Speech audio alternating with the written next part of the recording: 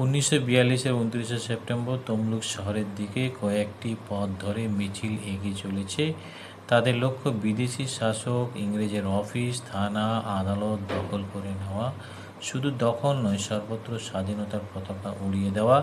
তমলুকের মানুষ স্বাধীনতার জন্য বরাবরই অনেক ত্যাগ ও কষ্ট স্বীকার করেছেন। কেবল পুরুষেরা নয়, নারীরাও ঘর ছেড়ে বাইরে এসে সকলকে জাগিয়েছেন। মিছিলে জনগণ নিরস্ত্র কিন্তু নির্ভীক। উত্তর দিক থেকে যে দলটি এগিয়ে আসছে তার পুরো ভাগে 72 বছরের এক বৃদ্ধা, এক হাতে তার জাতীয় পতাকা, অপর হাতে শঙ্খ। মিছিলের সামনে কে ওই বৃদ্ধা? ইনি মাতঙ্গিনী হাজরা। সবাই তাকে গান্ধী বুড়ি নামেই চেনে। তমলুকের অদূরে আলিনান গ্রামে তার বাড়ি। তার পিতা ছিলেন দরিদ্র কৃষক ঠাকুরদাস মাইতি। বিবাহের কয়েক বছর পরেই মাতঙ্গিনী বিধবা হন।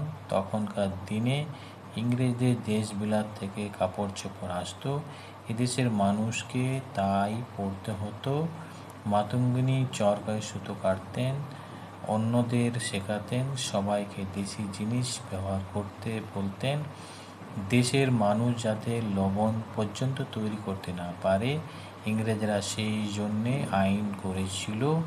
লবণ আইন ভঙ্গ আন্দোলনেও মাতঙ্গিনী অংশ নিয়েছিলেন। ইংরেজরা তাকে কয়েক মাস জেলে বন্দি করে রেখেছিল। মিছিলের সামনে থেকে মাতঙ্গিনী ডাক দিলেন, সকলে এগিয়ে চলো। মিছিল এসে দাঁড়ালো তমলুক আদালতে উত্তর বানপুকুরের পশ্চিম পারে। সামনে থেকে পুলিশের হাঁকল, তোমরা আর এগিয়েও না, ফিরে যাও, নইলে আমরা গুলি চালাবো।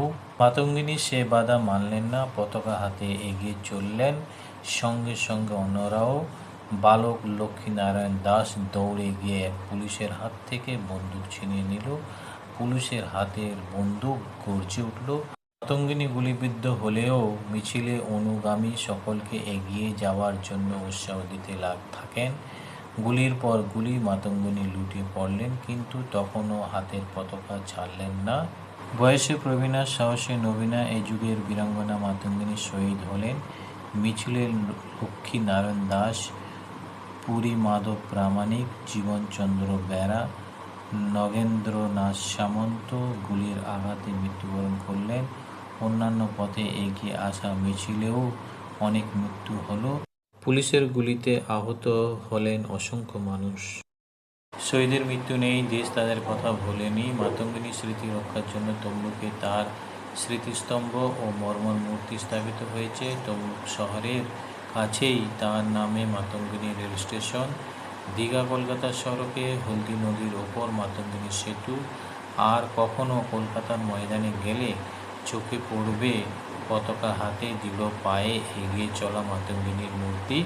দেখে মনে হবে মাতঙ্গিনী যেন সবাইকে বলছেন, পতাকা উঁচিয়ে রাখো, দেশের কাজে এগিয়ে চলো।